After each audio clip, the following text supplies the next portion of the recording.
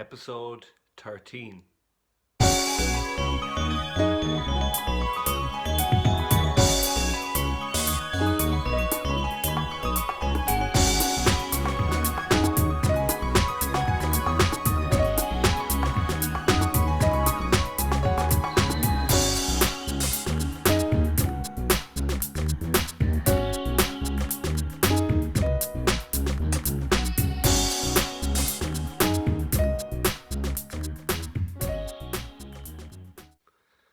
So in this episode, I just wanted to give you some more updates about what I'm up to lately, and also about my saxophone equipment.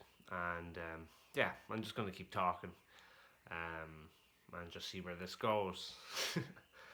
Like anyone that's been following these podcasts recently, they know that this is probably the most busy I've ever been in my whole life. It's crazy how busy I am. But it's deadly. Really enjoying it. I've actually started drinking coffee again, just for fun. You know, I won't be on this probably for long. I'll probably get fed up with it. I can feel myself getting fed up with it now. But yeah, it was just nice to explore. You know, again. So yeah, at the moment I'm having a cup of coffee.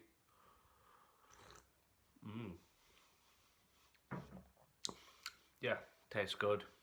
Got these new cups. They're absolutely sick. Look at these. Like, I don't know what they're. They're just awesome.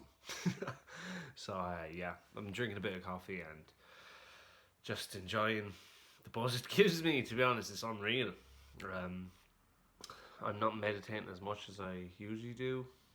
I normally do like 3 times a day, but at the moment, today I decided I didn't want to do any meditation. It was Sunday, I just wanted to take a break and just fly out. So yeah, I just said I'd have some coffee today instead.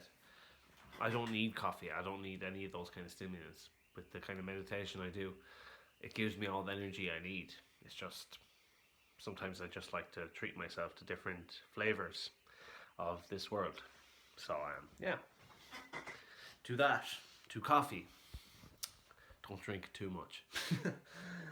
So yeah, I'm going to talk a little bit about my saxophone equipment, and yeah, before I do that, we have reached the goal of 5,000, which is awesome. The Fundit campaign has been a success. Yeah, so I am delighted with that.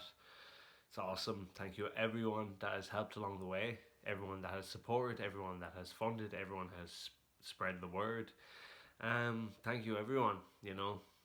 It's been awesome. So and I recommend it, like I said before, to any creative, or anyone, you don't have to be a creative, that yeah, wants to gain funds from the community and stuff. So it's been awesome. It's a great way of also promoting your album.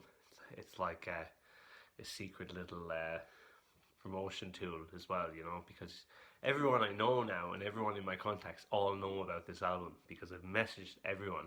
So it's deadly. So yeah, reached it just there like an hour ago or something like that. Really awesome. So we're at 5 grand. I have 9 days left. So I'm just going to keep going with it. If I can gain more money, it's all going to be put to great use, you know. It'll help keep pushing it. It'll help keep pushing all the music, you know. None of it will be wasted, you know. So it's awesome. It's really awesome. So success, and with 9 days to go. So again, thank you everyone that has chipped in. It's just, I wouldn't have been able to do it without you. Excuse me. I really wouldn't have. So thank you so much. It's awesome. It's been a pleasure. It's been a trip. It's been a lot of work, but it's been worth it. So thank you very, very much. I mean that truly, you know. So awesome. Yeah.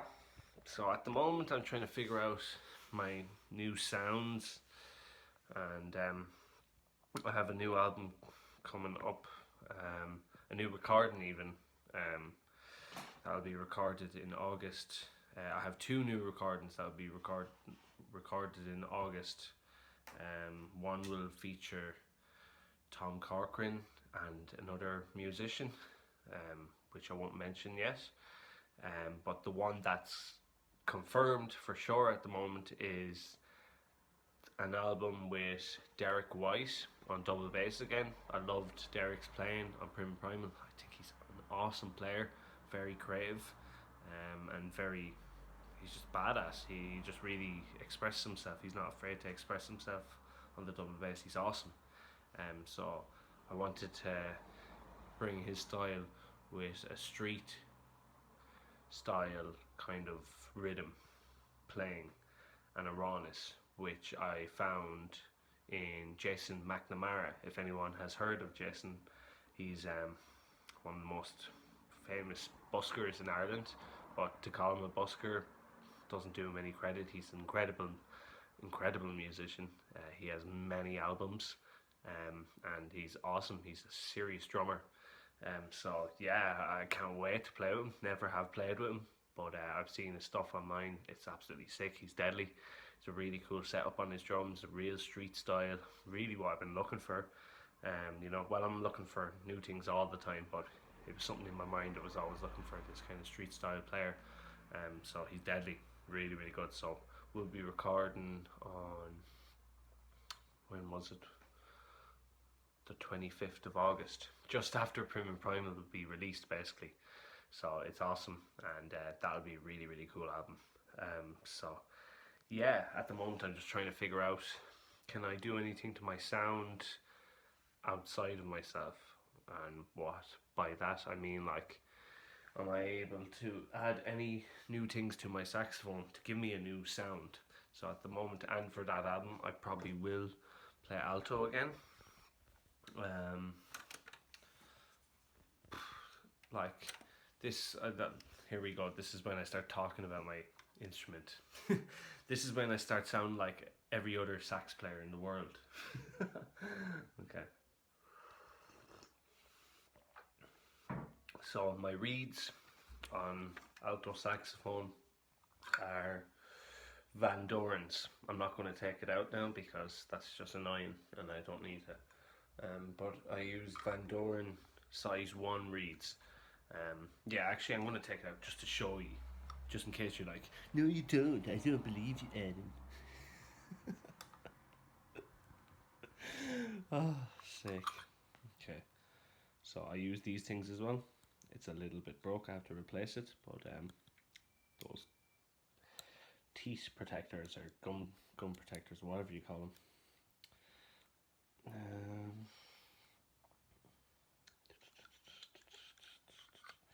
Yep. So yeah, as you can see, size 1 Van Doren. That is not a 7, that is a 1. So yeah, I dig it. It's deadly. What got me onto Van Doren's, I guess, for years, or to size 1 even, is for years I was using like size 3 or something like that. I thought by using a size 3 my playing would be great. My playing would be, I would be more of a pro if I was using a bigger reed size. How stupid. How, like, what a stupid, I think that's a very stupid way to think about things. But I did it for years. I guess it does give you quite a more muffled, muted, smooth sound, and there's less resistance from the reed. Maybe you need more breath, or your embouchure maybe needs to be more tighter, I guess. But yeah, I don't know, I got fed up with it. I found like it was beginning to seem unnecessary to have these high reed strengths. I was like, I don't need this. I do not need this. And I guess because I like making shit things good, like especially in music, I guess I wanted to just try a size 1 reed. I was like, for a while I think I can't remember, for It Is What It Is, I may have used a size 2 reed, but I can't remember. I really can't remember. I think it was a size 2. But for Prim and Primal I used a 1, and it gives me super, like, I don't know what the word is. I just feel very free with it, you know, and you really brush up on your control, your breath control, your tuning, you know, and your tone will get even better. If you can make a size 1 reed sound great, you're laughing, you know. So it's been great practice doing it every day. And the mouthpiece I use also is the mouthpiece that came with this star tone saxophone. I bought this saxophone off my friend, and it was barely used. Just one of those cases when someone bought a saxophone, didn't really keep practicing it. It just happens. So yeah, this is basically an unbranded mouthpiece. Like there's no name on it, but it's the one that came with the star tone saxophone. So whatever size that is, I think they're a 3. Someone was telling me they're a size 3. Someone else was telling me or I thought they were a 4, but someone was telling me they're like a size 3. Those mouthpieces, I believe that because they are a bit of work, but I don't want to go back to any other mouthpiece. I swear to God, that some people may think I sound crazy for saying that, but it's awesome. I love using this now. It's deadly. It's like the best challenge ever. If you can make something shit sound great, how cool is that? What a challenge. Love it. So yeah, that's the crack with that. In the meantime, so that's my star tone saxophone. Yeah, SAS 75. Just so anyone knows. Back to my coffee. Yeah, I have it with brown sugar and I have it with oat milk.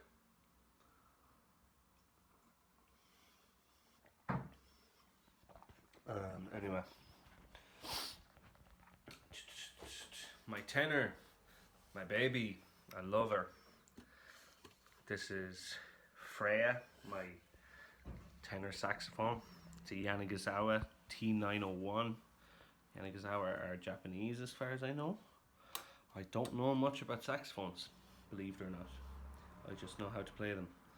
So yeah, I love this. I got this years ago, and well, not too long ago, maybe about 7-8 years ago or something like that. Didn't really look after it the best, to be honest, if I'm being honest, but it still plays great. There's no problems playing it. I guess it could just do with a bit of a clean, and yeah, but everything works on it, plays lovely, sounds great, and yeah, I love playing tenor. I guess I just, these days I'm really more identifying as an alto player. I think I am a better alto player. Maybe I have a better sound on the tenor, but yeah, I think I'm more expressive on the alto. I think that. So for a long time I've been using this mouthpiece on it, which an old man at a jazz session gave to me. He didn't want it anymore. He said he couldn't play it anymore. He was about 80 or 90 or something. Never met this old man before, can't even remember his name. It was years ago, and I haven't seen him since. But he basically just gave me this. He was like, I'll give you this for a trade for the one you have on it, which was a cheap one, like, but he didn't care about this. He liked my playing, and it was just fucking so sound, like, you know. So I've been using this mouthpiece for years. USA, what? It's an Auto-Link.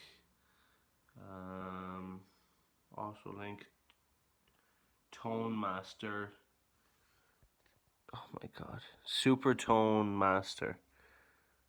It's an Auto-Link Super Tone Master. What size is it? I think it's a size 8 or something like that. I can't even see on it now, like, that's how old this thing is. USA, come on. Super Tone Master. Look, it's deadly anyway. But I found there's quite a lot of work in it. It took a long time actually to get used to this mouthpiece. There's the number 8 on it. I don't know even if the camera can see that, but it's at the very bottom here, just under US, where my finger is there. So yeah, it's a size 8.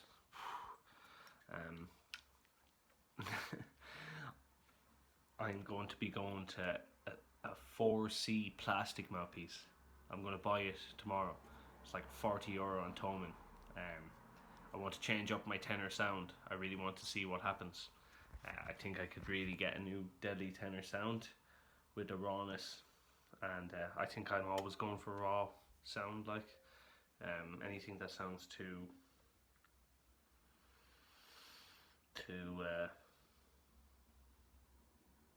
overproduced kind of annoys me. Like, so yeah, had great times with this.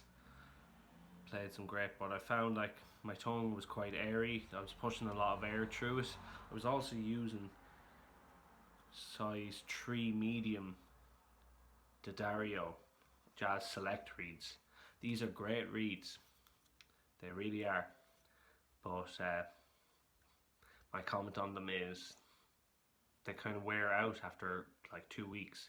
I find Van Doren last a lot longer, but the sound off these, the flexibility of these are pretty good, really good actually.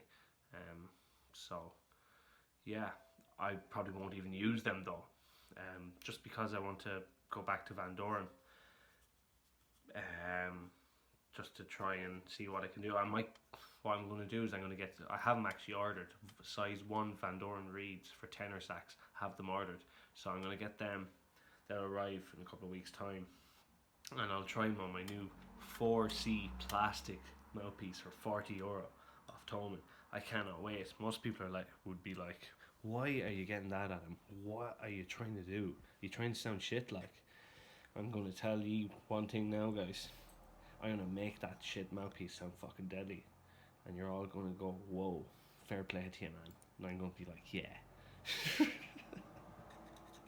But it isn't really just to prove a point. Maybe it is. Part of it is to prove a point, but the other part is like, I love the challenge.